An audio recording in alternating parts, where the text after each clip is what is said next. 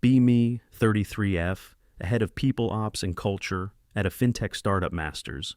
In communications and media, theory fully convinced tech is the last place in America where old school patriarchal gatekeeping still gets called standards. My career goal was never just doing HR paperwork. It was always bigger than that. Tear down the fake religion of meritocracy from the inside, because, let's be honest, merit is usually just code for which kid had free time, money, and a basement PC to learn Java at 12. Been at this company around 9 months. We're a payment routing platform, super boring back-end infrastructure stuff. The kind of product nobody brags about at parties, but the investor money is ridiculous. My role is basically making sure the culture feels right and we hit our diversity. OKRs. I take that part seriously enough to annoy people. Have a mini manifesto pinned on the wall in my office. Software is ideology, neutrality is harm, comfort protects power. I read it every morning while drinking a turmeric oat latte. Before checking Slack to understand what happened, you need the map of the office. The place is split into 2 tribes. Tribe 1 is growth, brand, and people ops.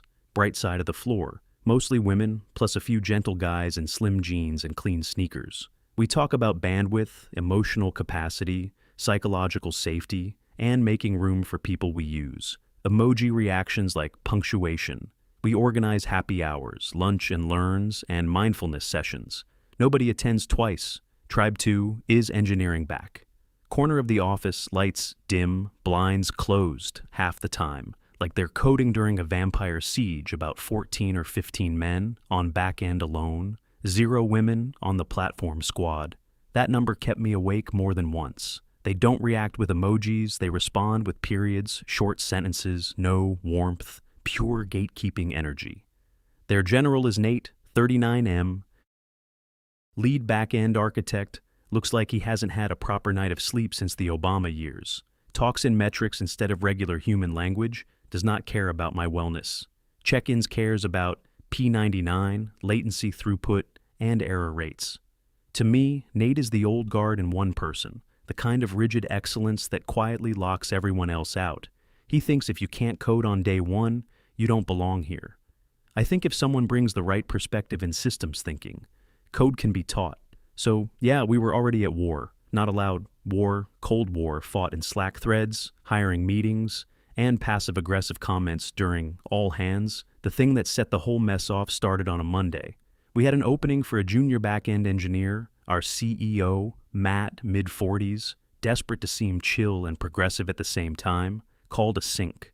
I walked in with my iPad, and stylist Nate walked in with a legal pad and a cheap pen that looked like it came from a hotel front desk.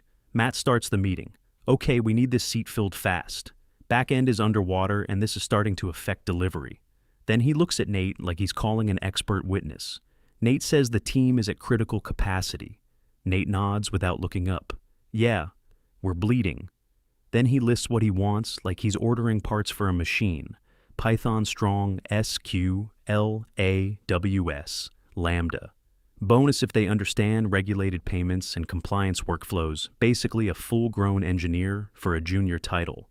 I clear my throat not loud just enough to force eye contact. I wait until both of them look at me. Nate, I say with my practiced calm smile, that's not a job description, that's a fantasy shopping list. And it's a shopping list built to screen people out. Nate exhales, long, exhausted sigh. I hate that sigh. That exact sigh, it always sounds like a man who assumes he wins because he knows how computers work.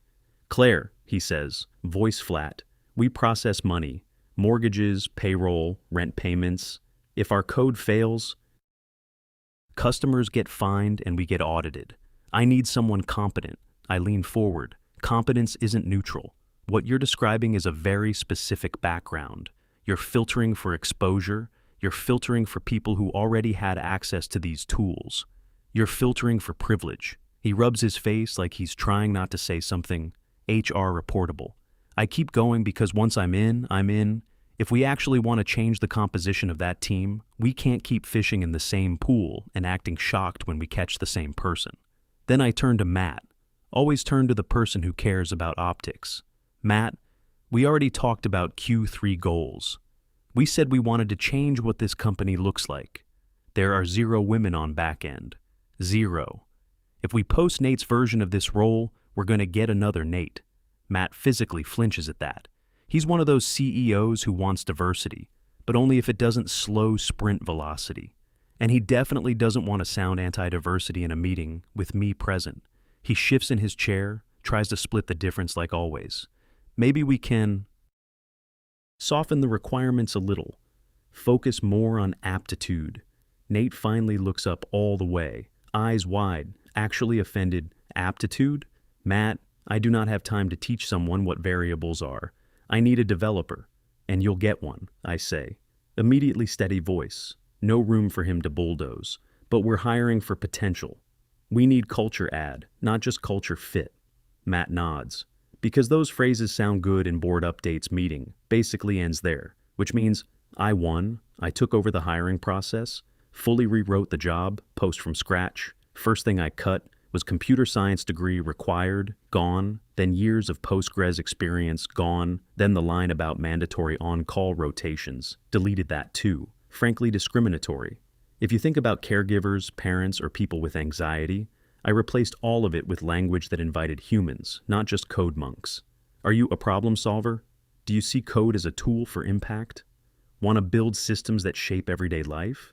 Requirements section became curiosity, empathy, collaborative mindset, comfort with logic, and systems. Thinking basically a door instead of a wall.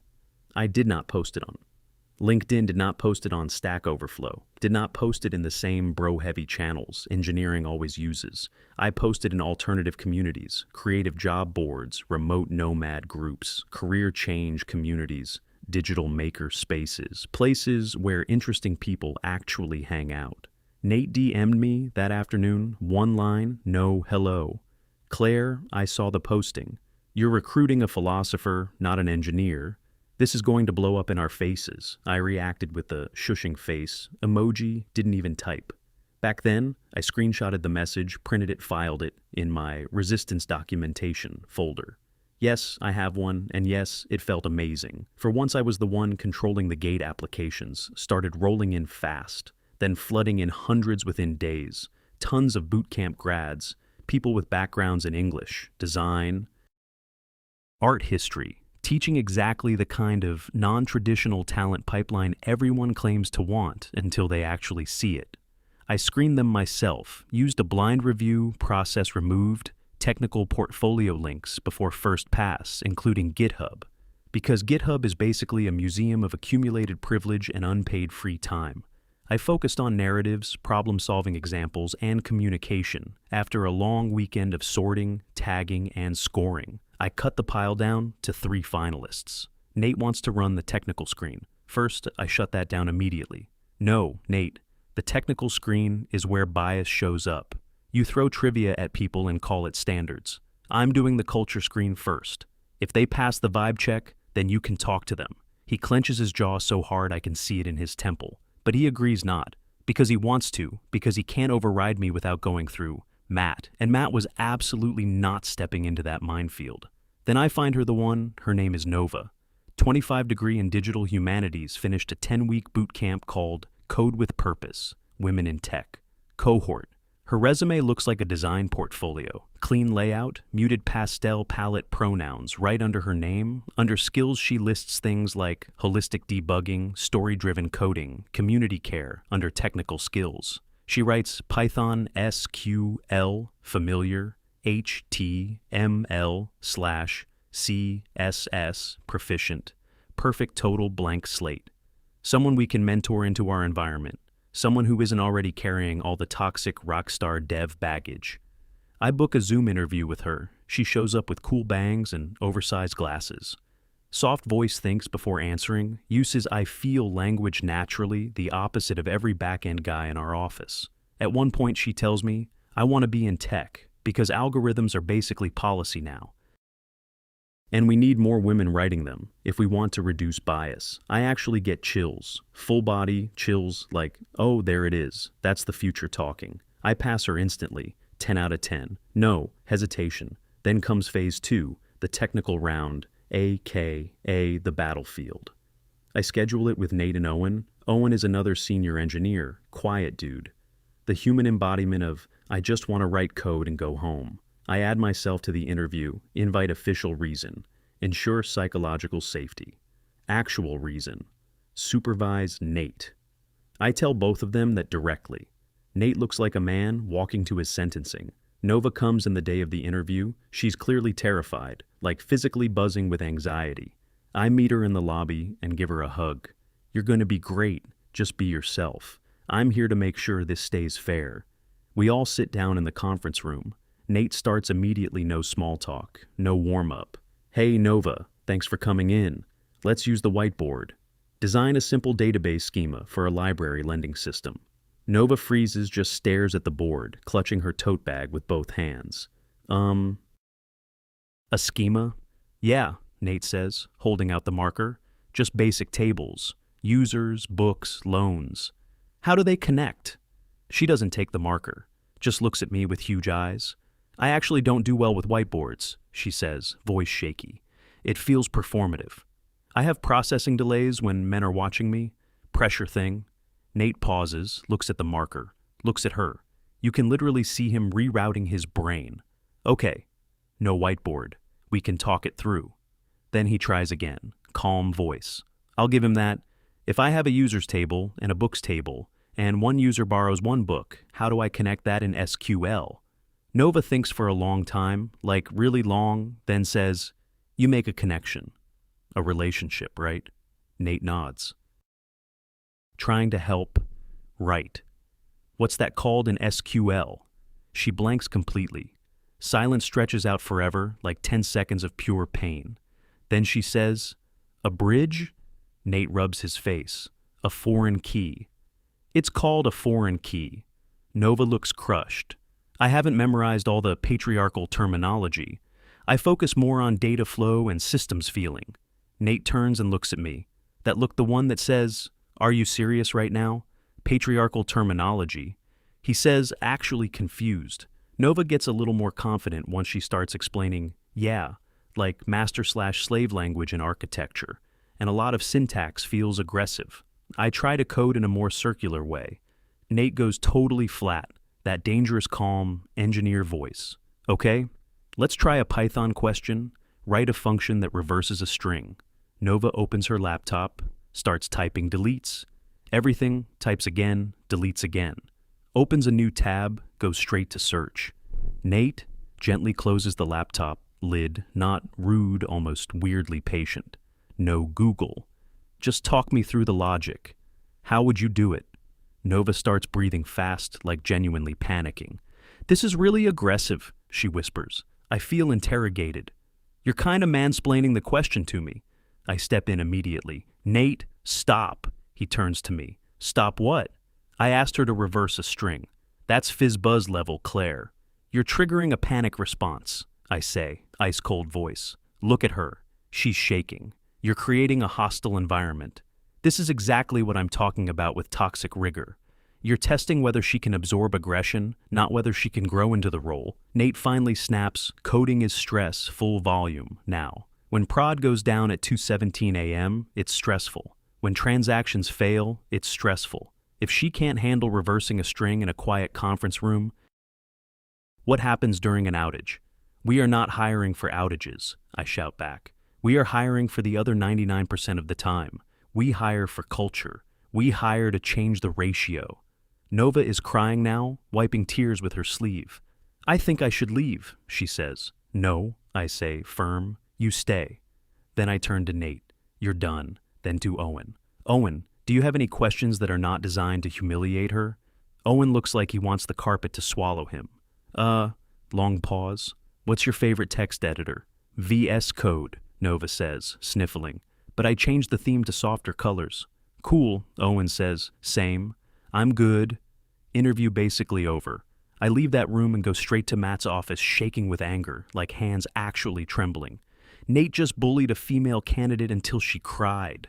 Matt goes pale immediately. What happened? Did he insult her? He grilled her on syntax until she had a panic response, I say. It was ableist, exclusionary, and completely unnecessary. If we don't hire Nova, we are sending a very clear message. that this company only wants aggressive, neurotypical men. We become that startup. Matt looks trapped, which he was. Then he asks quietly, "But can she code?" "She can learn," I snap. Slam my palm on his desk hard enough to make his water bottle jump. "She has aptitude. She has the mindset. If we support her, she'll bloom.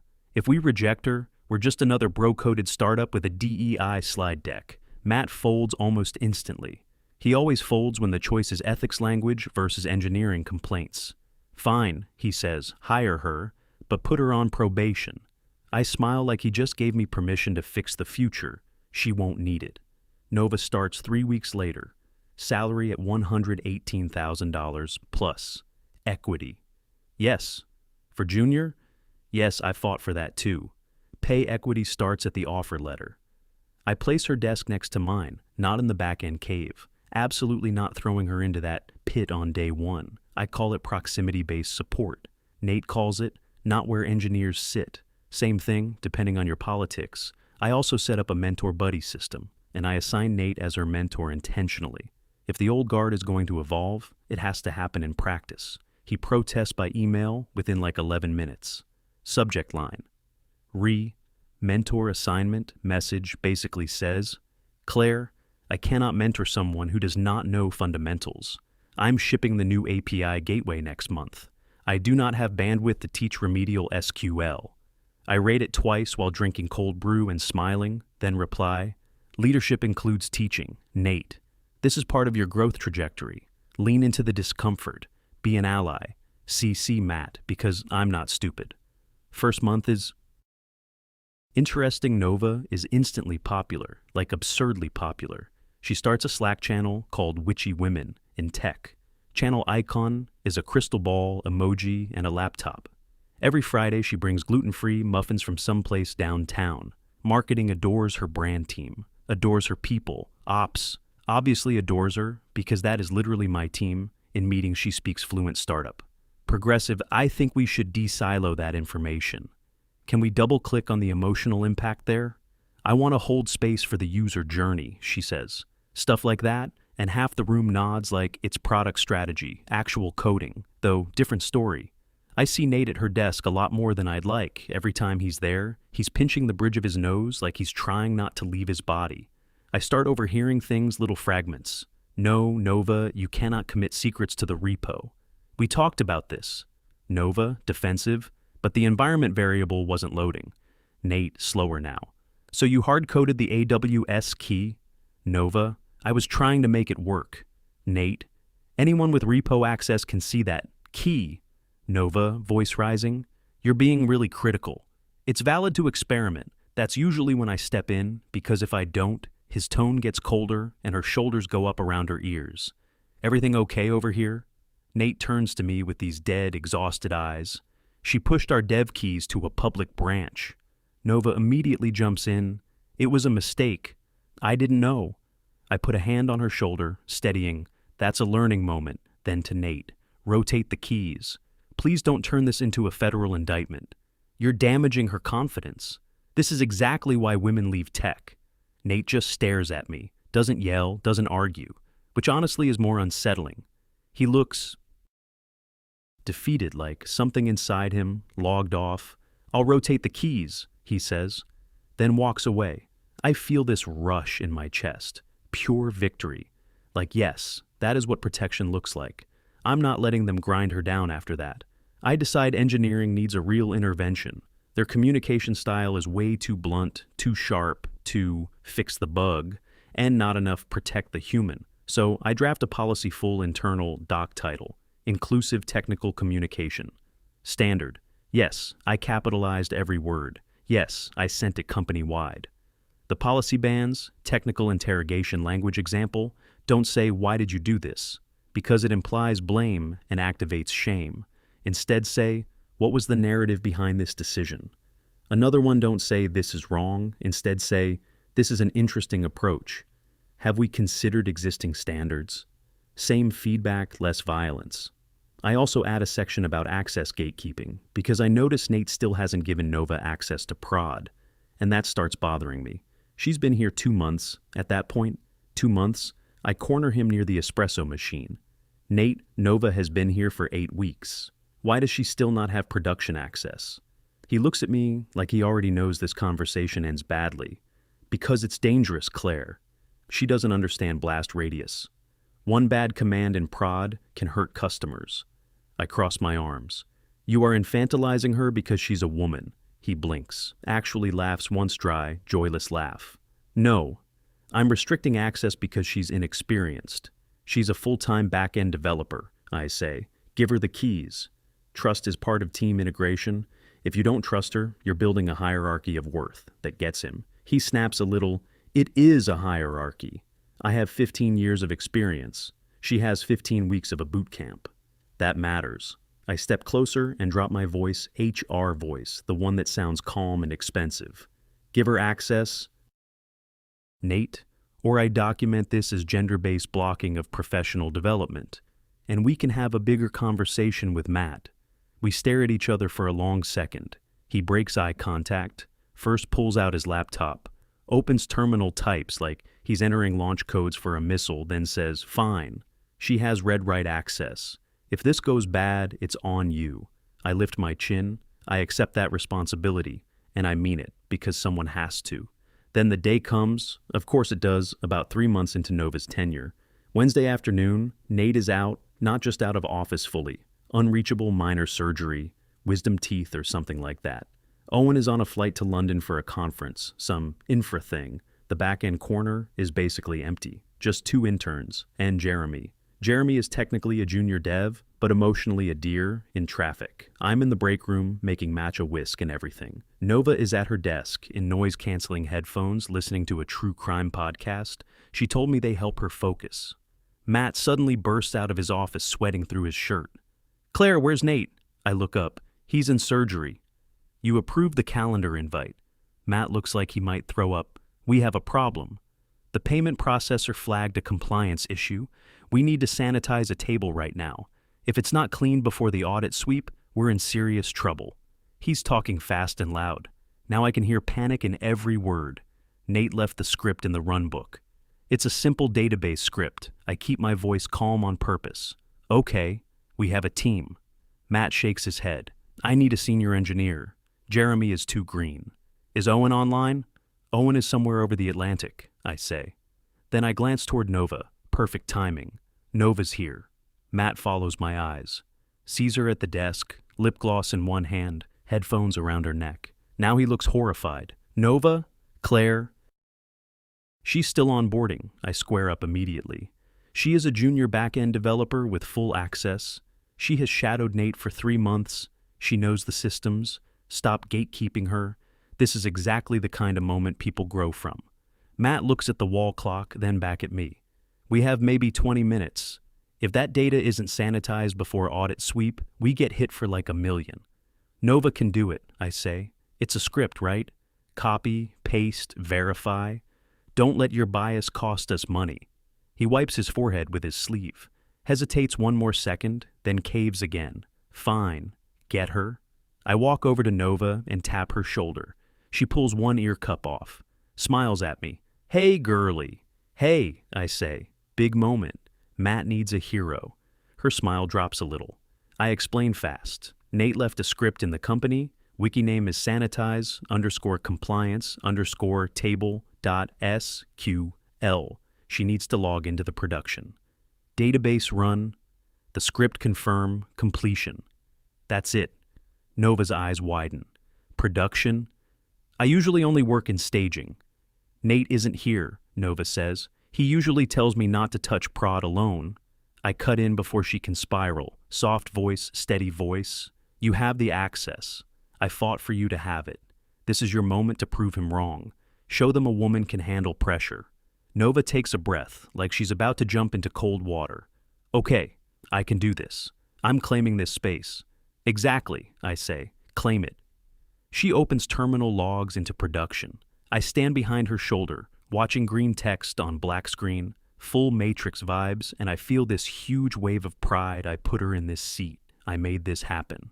Nova pulls up the script in the wiki copies. It switches back to the terminal window, then pauses. "Wait, the command line is being weird. It feels stuck, I say. The first thing that comes to mind, just refresh it. Nova nods like she knows exactly what that means. I'll clear the buffer, she starts typing, muttering under her breath. Okay. Just reset the view. She taps the up arrow. A couple times, finds an old command in history. Hits enter screen, explodes with scrolling, text fast. A lot of it. Nova points there. It's running. We both stare at the screen, then the scrolling stops. Message pops up. Error, connection. Terminated 0 rows, affected and then nothing dead. Silence from the terminal. Nova frowns. That's weird. Then a scream from the sales side. Why did the dashboard just go blank? Another voice louder. Customers are blowing up chat. They can't log in. Everything is 500-ing. Matt comes out of his office at a sprint. Face sweaty shirt, half untucked. What happened? The site is down. API is returning errors on everything. I look at Nova. She is pale, not nervous. Pale, funeral, pale. Nova, I say. What did you run? She's staring at the terminal like it bit her hands, shaking so hard she can barely reach the keyboard. I hit up arrow. I thought it was the script, but I think it was from my local history. Matt is standing over both of us now, voice sharp. What command, Nova? Tears start forming immediately. It was drop schema, public cascade. Matt freezes completely. Freezes like somebody unplugged him. Then says, very quietly, You dropped the public schema? Nova starts crying. I thought I was on localhost. The prompt looked the same. I didn't have the color warnings because Nate never set up my dot files. Matt's voice goes eerie calm, the dangerous kind. You deleted the database. You deleted the application state. Users, transactions, balances, everything. I can undo it, Nova says through tears. There has to be an undo. Matt explodes. There is no undo for drop cascade in production. My instincts kick in before my brain catches up. I step between them. Matt, do not yell at her. She made a mistake. This is a UI and process failure. If prod had a clearer prompt, this wouldn't happen. Nate should have color-coded the environment better. This is systemic, Matt rounds on me.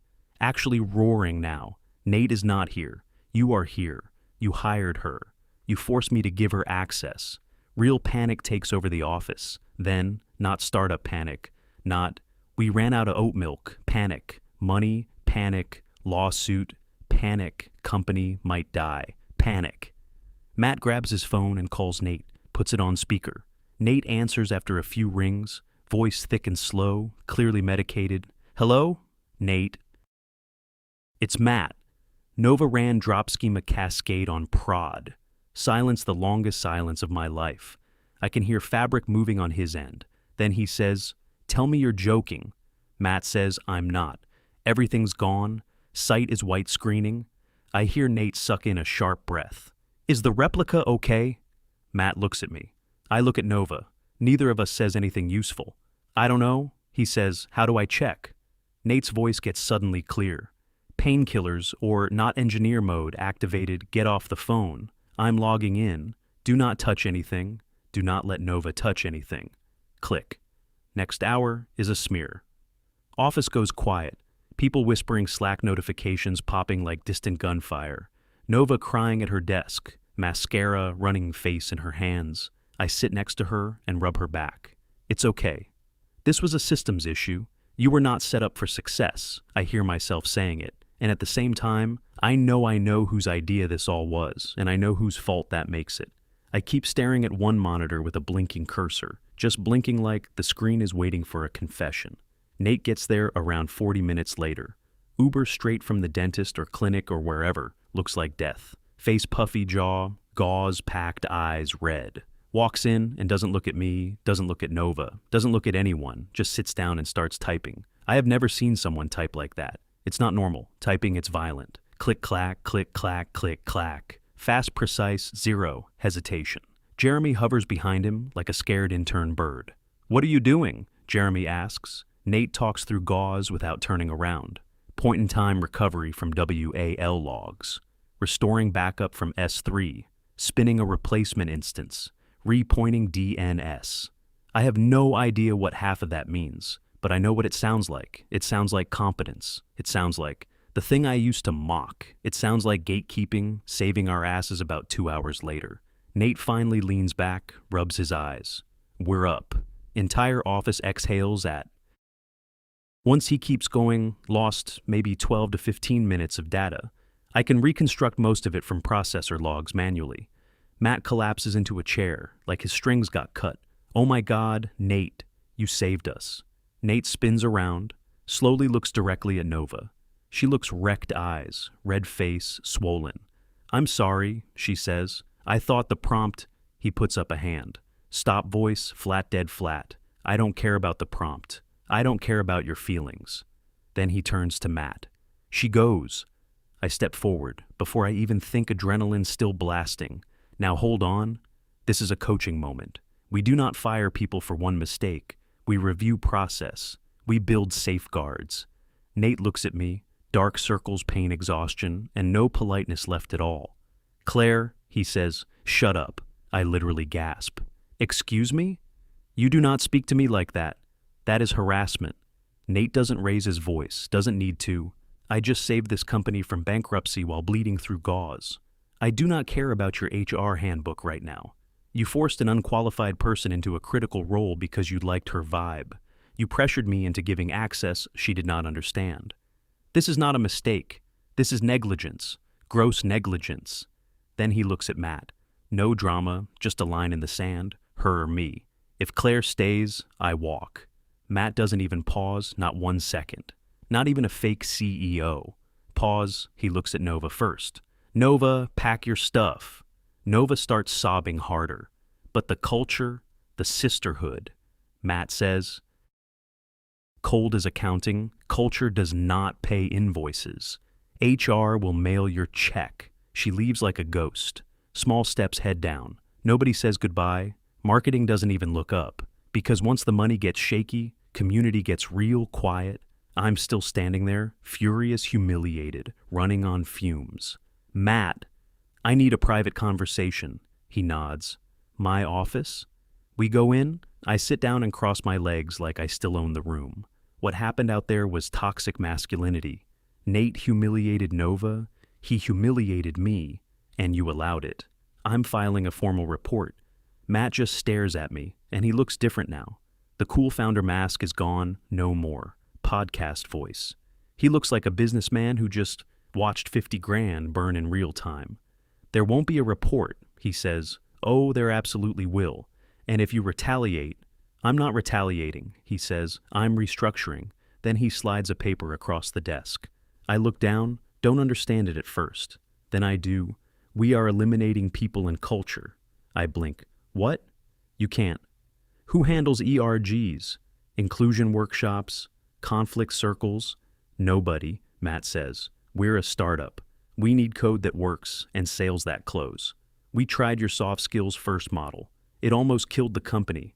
I feel heat hit my face. So you're firing me because of her mistake? I'm firing you because you built the conditions for the mistake. He says, you prioritized ideology over reality. You called competence exclusion. You called safety gatekeeping. You were wrong.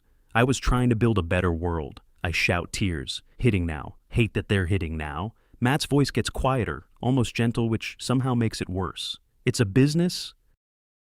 Claire, it's not a family. It's not a movement. It's a machine. And you threw a wrench in the gears because you thought the wrench looked good on a poster. You're a dinosaur, I spit back. You and Nate will be obsolete in 5 years. Matt shrugs. Maybe. But today the dinosaur restored the database. And the poet deleted it. He nods toward the door. Leave your badge.